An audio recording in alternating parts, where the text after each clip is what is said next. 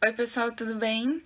A gente vai tentar ver a aula hoje de um jeito diferente. Tô tentando começar a gravar alguns vídeos pra vocês, não sei se vai dar certo. Se vocês gostarem, eu vejo se eu consigo melhorar.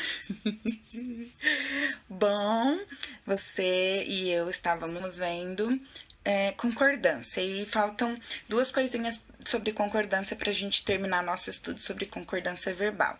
A primeira delas é como é que funciona a concordância com o verbo ser.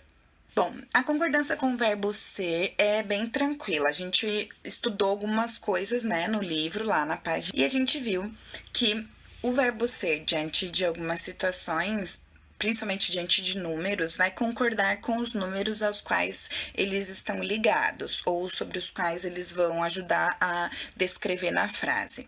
E aí que, quando a gente só tem um numeral que é singular, que é o número 1.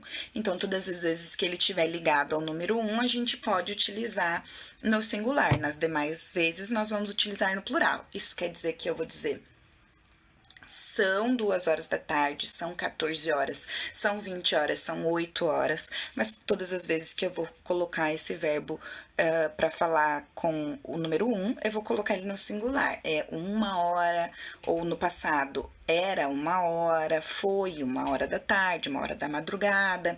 E eu também falei para vocês a respeito das datas. Quando está ligado às datas, eu tenho que cuidar para ver se perto dessas datas tem a palavra dia.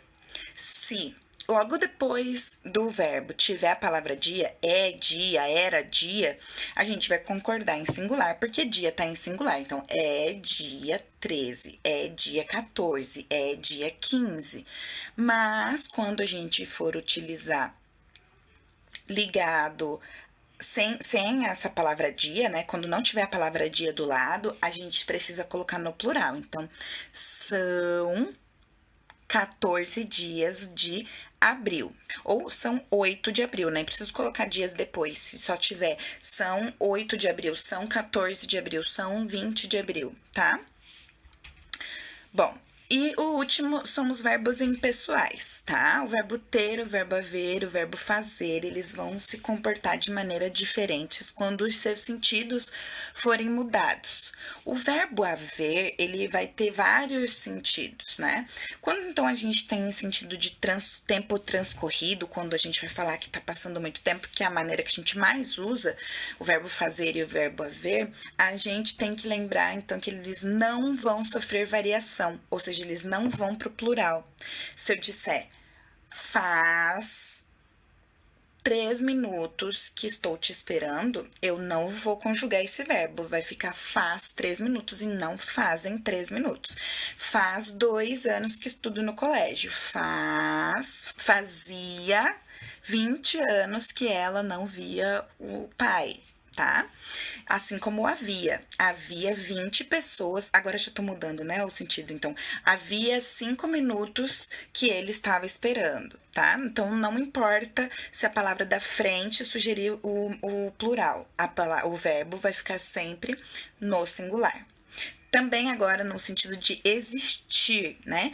Havia 20 pessoas no recinto. Usei o verbo sem colocar no plural. Havia 20 pessoas. Há, e não hão, 20 pessoas, tá?